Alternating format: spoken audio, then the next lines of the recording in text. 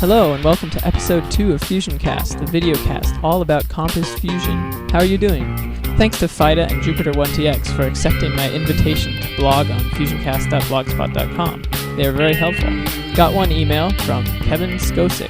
He said, "Nice first episode. How many do you think you'll do? Like once a week, once every 2 weeks, etc." I've decided, as you can see, that once a week is a good schedule. Also, I added this to Dig. Thanks for those who've dug it already. As of this recording, we have yet to have a front page, but if it has happened, thanks for watching. Finally, before I get started with the how-to, I'd like to make a small correction. I said in the last episode that the color filter plugin was for those with bad eyesight. FIDA pointed out to me that the green color filter setting is not just about silliness, but also for those who are colorblind, to improve contrast on web pages and the like. Okay, time for some how-tos. Now, if you installed Git with FIDA's how-to, you will have noticed it involves a lot of commands. The basic commands are git clone and git pull. Both of these are run as follows: git, then the command, and then the git URL. Git clone is for downloading a completely new package, and git pull is for updating. So if you wanted to install, say, the Gears plugin, which draws some gears on your cube, you would first find the URL on gitweb.opencompositing.org. After clicking on the package here, it is displayed here. Now you would change to the directory with the rest of your packages with the cd change directory command, like this.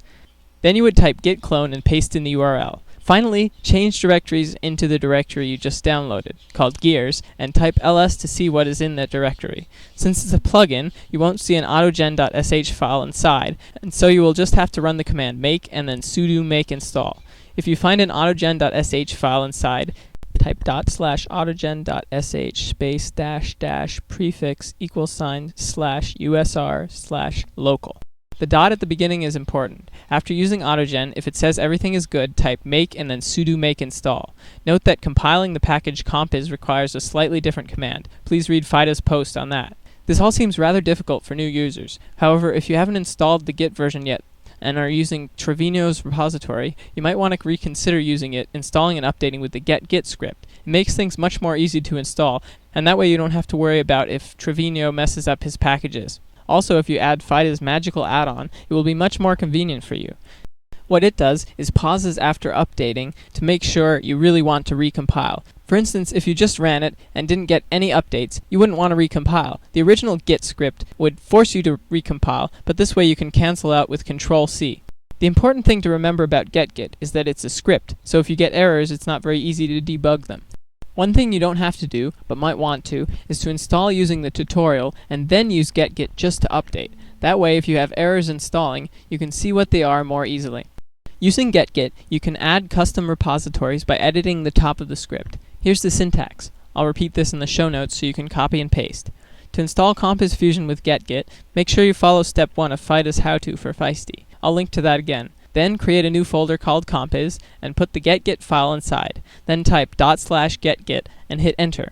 Get-git will start cloning the various packages you've added on the top of the script. The folders will appear in your Compass folder. After get-git has downloaded everything it needs, it will compile and install the elements of Compass Fusion automatically. When it runs the install command, you'll have to enter your password. The compilation process will take a long time, so just wait while text scrolls up in your terminal. Get-git will stop if it encounters a problem, and in that case, either wait until the next day to see if the problem was fixed, or go on the Compass Fusion IRC channel as I described in episode 1, and request help. To update, just run it again and it will give you the absolute latest version. If you had already installed through Git, that's okay. Place the get-git file inside the folder you cloned into, and launch it with the same command, /getgit, and it will update. You should have also installed Fusion Icon if you use the repositories I suggest, and you can launch it just like with Trevino's repositories. If you want to uninstall, follow the end of FIDA's how-to. These instructions apply just as if you were doing it manually. There you go!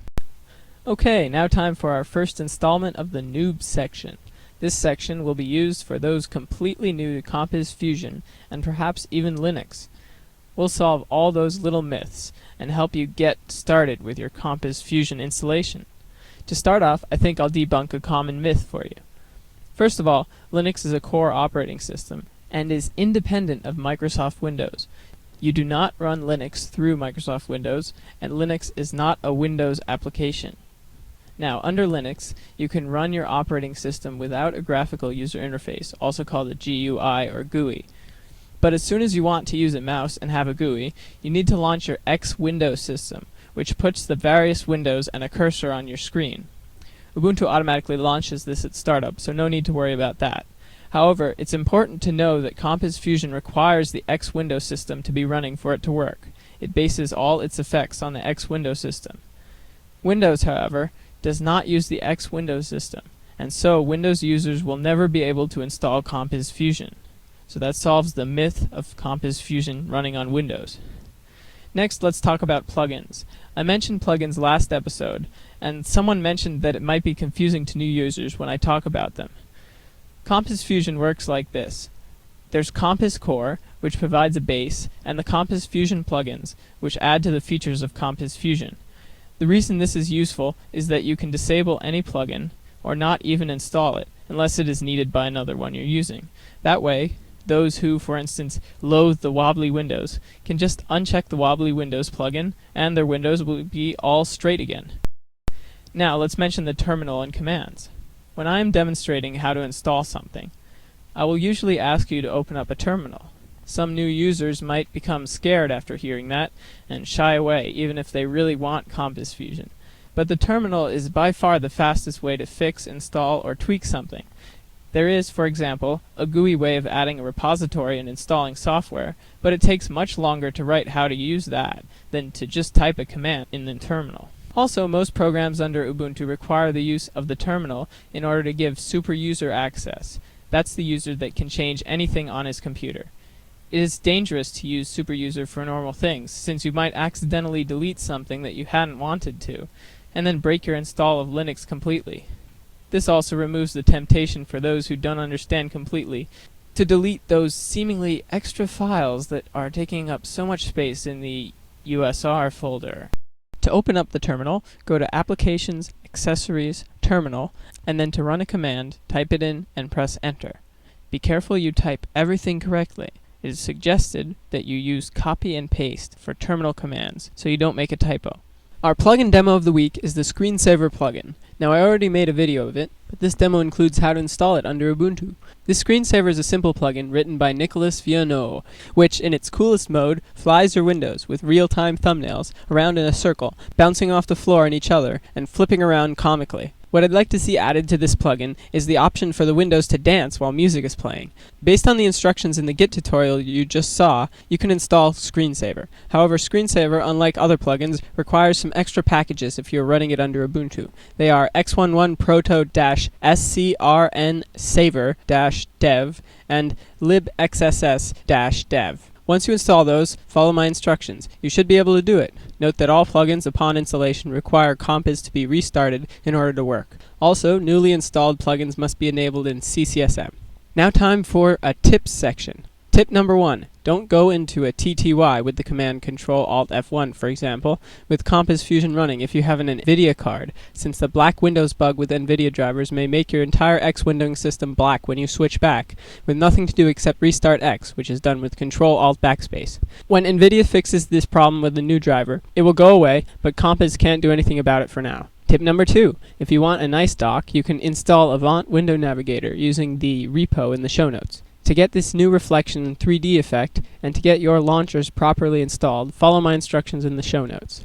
Alright, now it's time for the plugin idea of the week. A realistic physics engine would be great for Compiz. As a Thothker writes in the forums, would it be possible to have some basic kind of physics affecting a window? The idea is to be able to throw a window so it moves freely across desktops, bouncing to the top and bottom of the screen.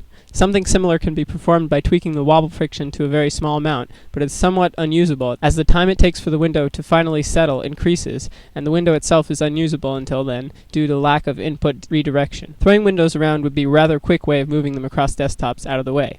They could even bounce or stop when hitting other windows, perhaps with increased friction on collision to avoid billiard-like behavior. You can read more at the forum post I linked to in the show notes. Please let me know what other plugin ideas you like. Well, this has been a great episode. I really hope you enjoyed it. Write to me at FusionCast@gmail.com or comment in the episode 2 comments. If you are watching this from YouTube, please check out the blog at FusionCast.blogspot.com. And don't forget to dig it if you like it. By the way, everyone asked me about my theme. I enjoy it too. I've added it in the sidebar of the blog so that all can get it. Check it out. Say hello on IRC. It's #Compiz-Fusion on Freenode. It's been great, guys. See you all next week.